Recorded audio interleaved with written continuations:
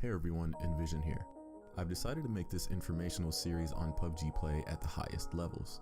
There are many videos on YouTube that claim to show you how to go from getting 6 kills to 19 kills, or how to aim, or how to shoot a gun. In my opinion, all of these topics are pretty tedious and don't really focus on what it takes to actually become a good player in PlayerUnknown Battlegrounds. I'm a player who has been to and held a top 50 spot consistently, and I'm also involved in competitive play. So I feel like I offer a pretty effective outlook on what it takes to actually become a good player, as opposed to some of the other YouTubers who probably don't have experience at the top of the leaderboards and or competitive play and probably don't even practice what they preach. I don't mean to sound snobby by any means, but that's just the facts.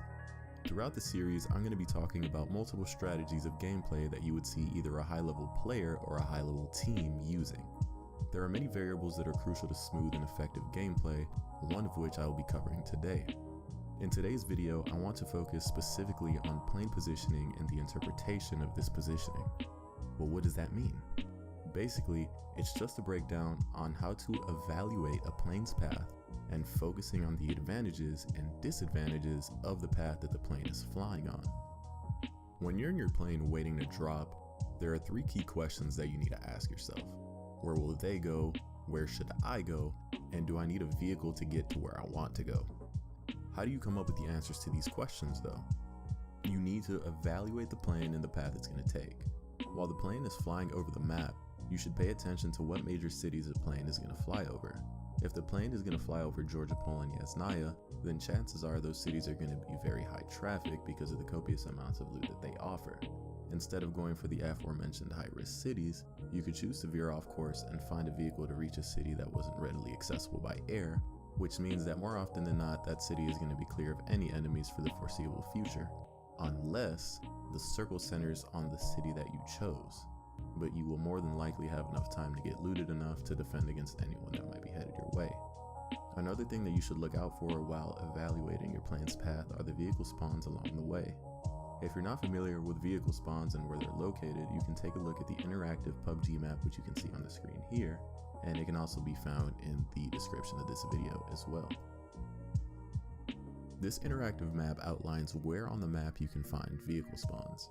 Now, it's important to note that most vehicle spawns are not going to produce a vehicle 100% of the time. This includes hard spawns that are found throughout the map.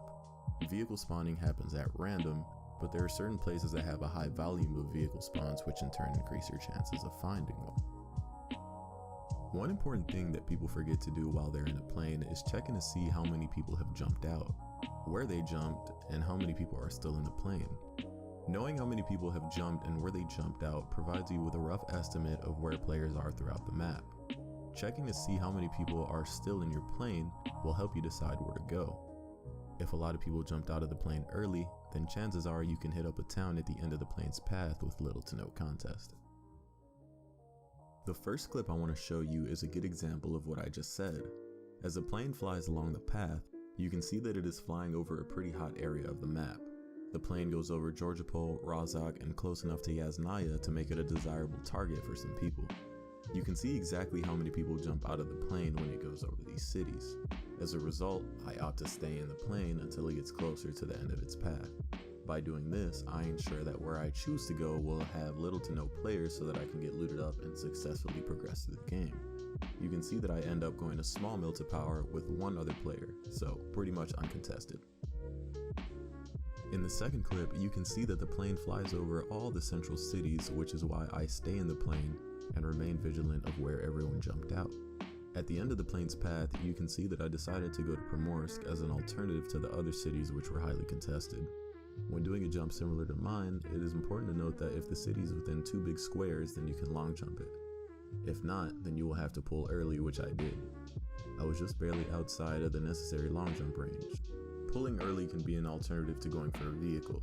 However, if you're still in the air while people have gotten their hands on vehicles, sometimes they will try and run you over, or they will simply beat you to your destination and probably kill you as a result of already being looted.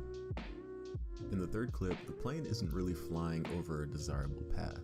The only major cities that it would hit would be Yasnaya and Severny, which doesn't really leave other players many options in terms of where they're going to go. I decide to jump out of the plane and head to a spot on the map that has a high volume of vehicle spawns. I end up finding a Dacia and shortly after a 2-seater motorcycle and getting to Primorsk in one piece. And that's all for today's video. I hope you enjoyed and found the content to be helpful. If so, hit that subscribe button. This is my first video, so if you have a suggestion for what I can do better next time, feel free to post it in the comment section below.